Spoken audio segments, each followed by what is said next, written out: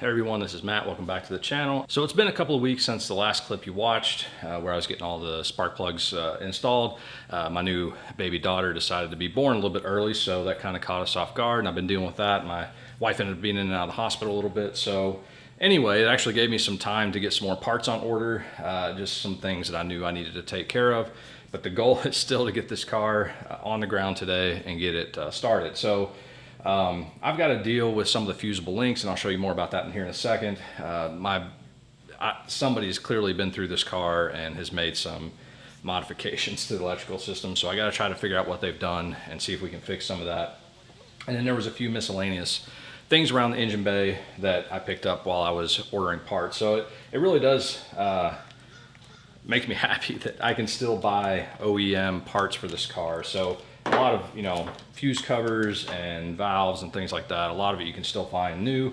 So that's kind of awesome. While I was ordering parts and sitting in the hospital, I went ahead and ordered a new check valve for the brake booster. So I'm just gonna go ahead and swap that out. And then we'll go ahead and deal with this fusible link issue. And then I'm gonna check the fuses on the inside of the car because I think there's some meltiness going on in there. There has gone on there in the past. The coolant system has had a tiny leak. It's not enough to make me think that it would drain the system, but I can't see coolant through the radiator cap. I've also had wet carpet on the inside of the car. Maybe there's a heater core that's leaking or hose that's leaking inside the car, or if it's just evaporation because the cap the seals on the cap are bad. I need to look at all that and see if it's okay enough for us to be able to try to start the car. Anyway, hopefully in the next hour or so I can get a lot of this little stuff resolved and we can put the keys in it and see if she'll start up. I think this check valve is okay, but just because it was on my mind and I was ordering parts, I went ahead and picked up a new one. So I actually have, it came in a Nissan genuine parts bag. And as anybody knows that owns a Datsun, the year and the month that your car is made really determines a lot of things, because even between the 280s, which I believe there's build dates as early as 1975, and then of course 1978, and mine is a 1977 December. So mine's really towards the end of the production. So even between those dates, you're gonna find some of the part numbers are a little bit different. So if you're replacing your check valve for your booster, I believe there's a 32 millimeter, and then I think this one's a 38. So you're just gonna have to check and measure yours if you're gonna replace that. But these are actually, out of everything I've had to order for the car recently, I think I paid 36 bucks or something for this. So it's actually one of the more expensive things I've had to buy recently. But anyway, I'm just gonna pop this one off, go ahead and replace it. I got another piece of 3/8 inch hose to just replace this one, because the way it's bent, I think I can just make a shorter run and just deal with it that. So, and I also picked up some original clips that hold all that in. So these clips are kind of a pain in the butt, but these are certainly seen better days. So I'm just gonna go ahead and replace the valve, the clamps, and then the hose to the booster. I said let go.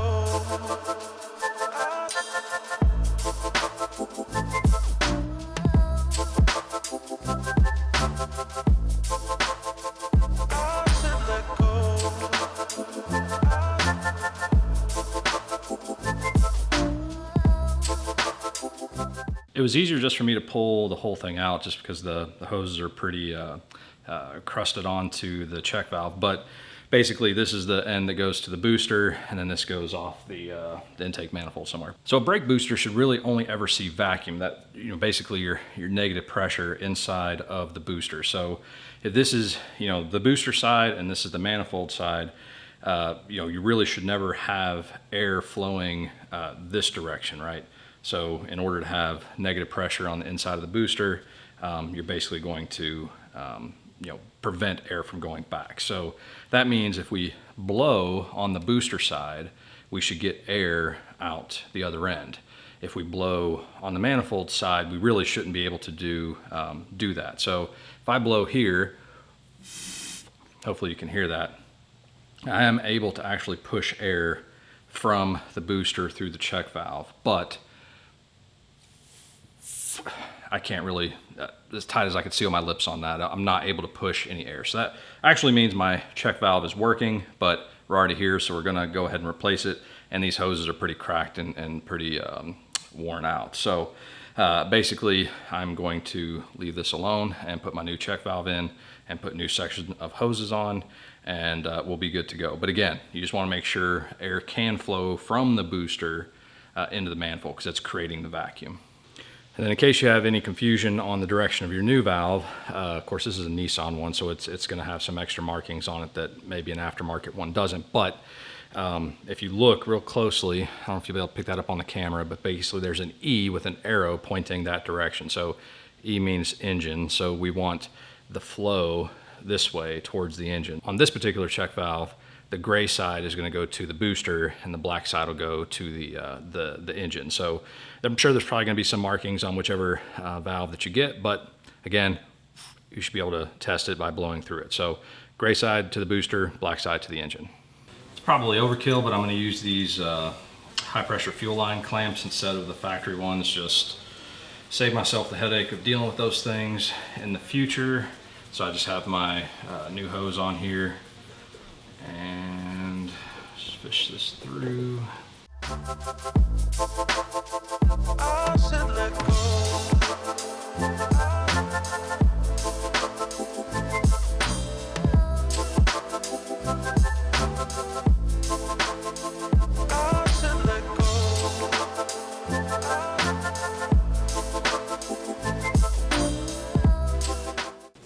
Because I wasn't using formed hose, I did leave it a little bit long. Probably could have cut it a little bit shorter, but that way it can make the bend a little more gradually and I have less risk of pinching the hose. So it'll be fine, but again, I just used a straight piece of hose. So probably be better you go ahead and use the factory one, but again, the port for the booster that I got is at the wrong location. So that'll fix that.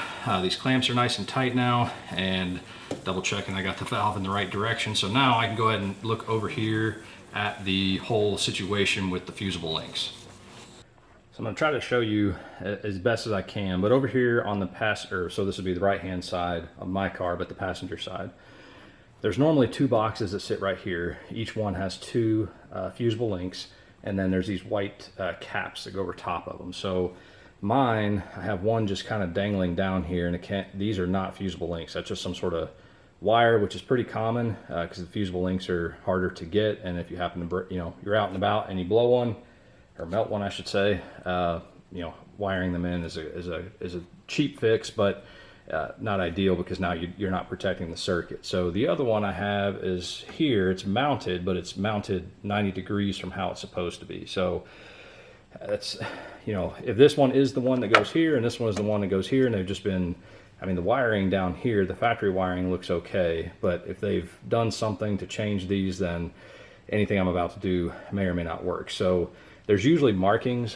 on these, but mine are rubbed off as far as I can tell.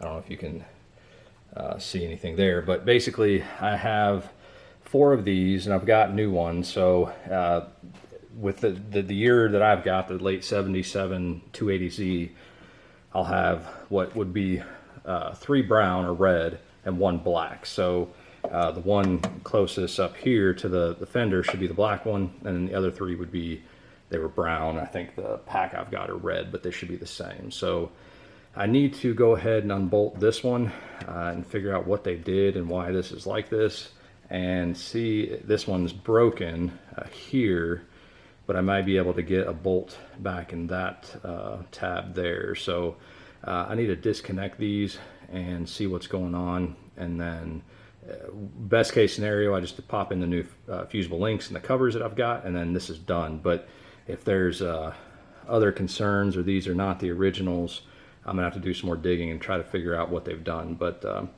I'll try to set the camera up somewhere where you can see, but I need to go ahead and get some tools and get these things popped out. So you can actually see better than I can from the angle that you're at, but basically there's 2 screws here and 2 screws here, and those are really what are supposed to hold each of these. So basically this guy mounts these 2 that are kind of towards the firewall, and then the other one mounts to that. So these are just Phillips heads, so I am going to see if I can just get those out. Here's actually the broken tab for this one. So I don't know, whoever was doing something decided to not put them back the way that they were supposed to go, but I'll get a screwdriver and see if I can go ahead and knock these loose.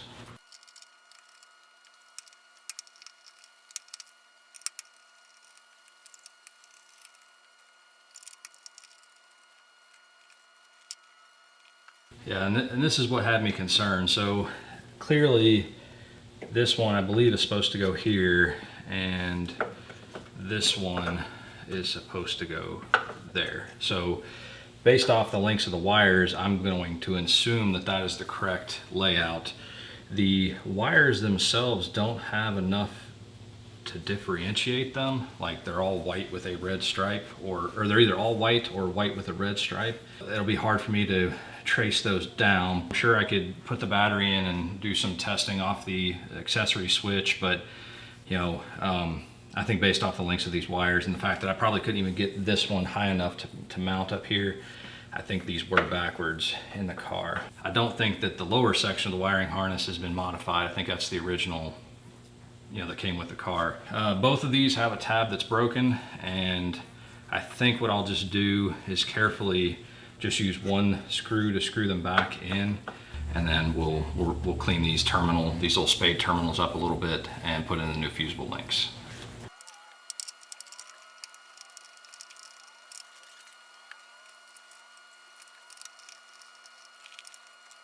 So those that aren't familiar, a fusible link is basically like an old school fuse. Basically the diameter of the wire is such that if it, a certain amount of current flows through it, it gets hot enough that it actually melts the wire and disrupts the circuit. So I think some of these are for the ignition and accessory, maybe the main fuse block and headlights or something like that, but it's pretty easy to look up in the factory service manual. But again, mine being the later of the 280Zs, I've got 3 red, which would have been brown from the factory, and 1 black. So looking down on the 2 boxes, this one has 2 reds or browns. This one has a red and a black, red/brown and a black, the black being closest to the fender. I'd already pulled this one earlier I was gonna clean it up, but so yeah, so I got a pack. I actually picked up 2. They're not cheap. It would be wise in the future if you were keeping this setup to maybe look at doing a more modern fuse block swap out. There's write-ups on the internet about that. Of course, we will be doing an engine swap, so a lot of this probably isn't going to matter anyway. So for now, just trying to keep it as cheap as I can to get it back on the road. But I'm going to get a little bit of emery paper and get these wires off and get the new Fusible Links on.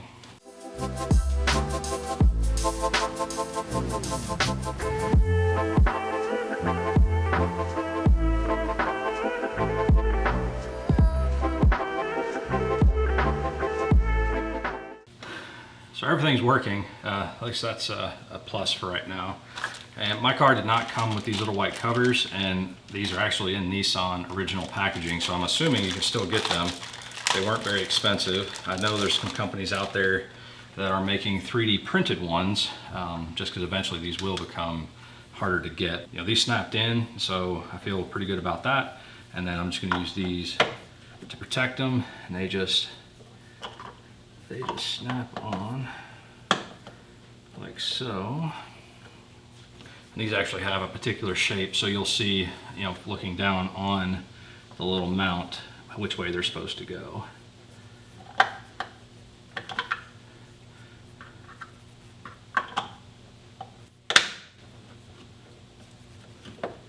My battery cables look like they were made custom for the car, but they don't really fit great on trying to get them on the battery terminals.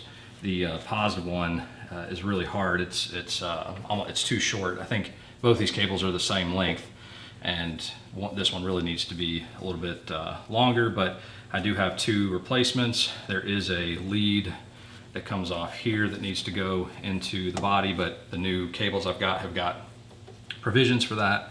I popped my battery cables off, which in my car, the ground went to a bolt that went to the back of the starter into the bell housing, and then on the front of the starter was the positive cable. I did also find this little wire here was not really connected, and it goes to a connector there on the starter, so I need to see if I have an electrical connector I can put on there and slide that over top the starter. Everything's pretty dirty and oily down here, but I mean, there isn't really a whole lot I can do right now that'll keep that clean. There's a connector here on the side that had a electrical connection. I just popped it here out of these two brackets, and then that let the positive cable come off. So I'm going to go ahead and try to deal with that loose cable and then get the new cables bolted in. So this is the new positive battery cable. I went ahead and put on this little pigtail and crimped it on. There's some areas where there's some exposed wiring, so I'm going to go ahead and wrap everything with electrical tape and then do some heat resistant Tessa tape around that as well. And then this can go back into the car. So I've already got the negative hooked up, and actually these are quite a bit longer than the ones I took out of there, so should be plenty easy to get the battery installed. But I'll go ahead and wrap this up and get these protected, and then this just goes on to the little lug down there on the front of the starter. And I went ahead and got my new electrical connector on the end of that loose wire, and everything's good there. So yeah, once I get this taped up and installed, I really could just go ahead and put the battery in, but I want to go ahead and look at the fuse block on the inside of the car before I do that. So now that I have both battery cables installed, I've kind of come to the conclusion that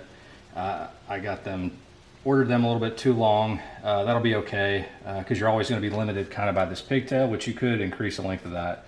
But I've got plenty of access here for batteries, and I'll need to get a vacuum. And I don't have a lot of rust. I know that's a kind of common area for rust to happen on these Datsuns, but I do have a lot of dirt and crap down underneath this little battery tray, so I need to get a vacuum, clean that out. But the last thing that I have, and probably the easiest thing I'll do on this car, is just swap out the oil dipstick. The is an original one, but the little rubber seal on the one that's on my car currently is not sealing against the tube, and I don't know if it looks like it's an original one. So anyway, just go ahead and replace it while I'm in here. Hopefully this one fits nice and tight down in there. Oh yeah, for sure. It was actually kind of hard to push in there. So anyways, just this little rubber piece had gotten loose, so that fixes that. So really, other than going around the engine bay and making sure I have everything tightened up and getting this battery area cleaned up and getting the battery put in, and I'm going to go ahead and check on the coolant. And yeah, I think we're this much closer to getting the car started. I think I got to get check the tire air pressures. I think a couple of those got a little bit low, and I'm sure this thing has no fuel in it at this point. I looked over the fuse panel, and other than a few fuses that were they had spliced them with a wire, so I don't know what that was. It looked like it was a few random accessories inside the car. So I pulled those wires out, checked the little fuses, and they all seem fine. So hopefully that was just something they did to stop a buzzer or something. I don't know, but I'm fine with the way it looks. I don't feel like there's anything too suspect, at least right now. So the last thing I wanted to look at was this radiator, and I don't know if you can tell, my overflow tank is actually like completely full, way above the max line, and I can't see coolant looking down into the radiator. I think I was able to do that before. The seals on the radiator cap were pretty bad, so I'm hoping that maybe this was just letting some evaporation out. But for now, what I'm going to do is I'm going to siphon some of this out, at least down to the max line, put it in here, see if that brings it up. If not, we'll add some water, just kind of see how much we need to add to get it to show up here, and then get the tires on, get this thing on the ground, and we should be able to try to start it. So I'll go ahead and just use this old cruddy baster thing and try to get as much of this out as I can without making a huge mess. I said let go.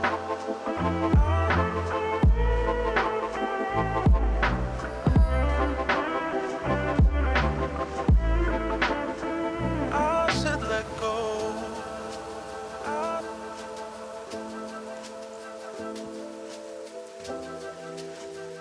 So I got maybe 2 cups of water out of the overflow, and there was some crud in there, so I definitely will be doing a whole coolant flush. But for now, I just want to make sure we had enough coolant. And then it probably took another half-ish gallon of 50-50 coolant to get it to kind of show up at the top of the radiator there. So I went ahead and picked up a new cap, just so that I don't have to worry about the seals on this one. So I'll get that installed. And other than connecting the battery, which I can go ahead and do that, that should finish everything I need to do up here. So I'll put this on.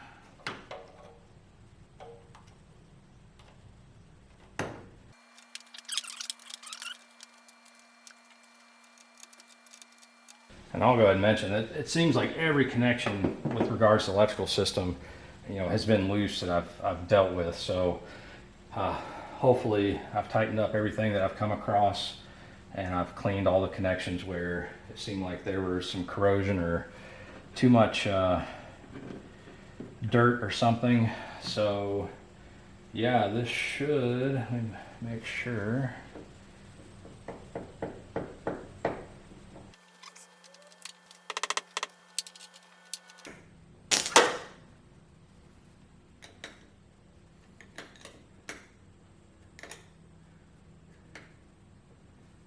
Battery works. So if all goes well, this will be the first time the car has started in over a year and a half. It's been a while. So I'm just gonna leave it up on the lift for now and see if it cranks over. It probably doesn't have any fuel in there, at least has very little, and I'll need to put some in before we go for a drive, but I wanna go ahead and see if I can get this thing started, let it run for a few minutes, and then we'll look things over and we'll see what happens.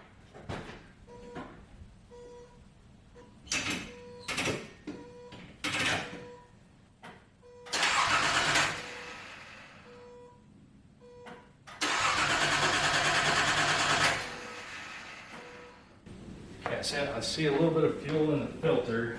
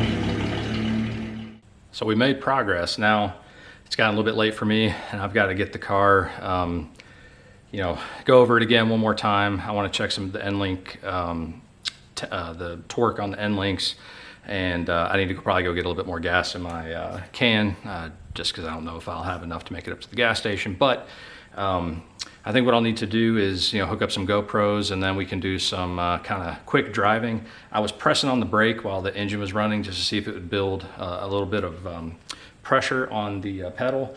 It felt a little bit soft, so I'm gonna have to look and see if maybe I need to wanna go ahead and think about bleeding the whole set of brakes again, just to do it while it's here, and then see how it actually feels out on the road. But yeah, I mean, these things are kind of reliable if you you know, take care of them. So not that surprised that it turned over after sitting here for a couple, well, almost a year and a half. So anyway, I got a huge mess to clean up today, and I got to go make some dinner. And I hope you guys have a fantastic evening.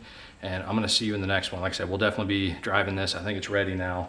But I want to make sure to get the camera set up so that we can drive together, and if I break down, I break down, and we're all there together to experience it. So anyway, you guys take care. I'm going to see you in the next one.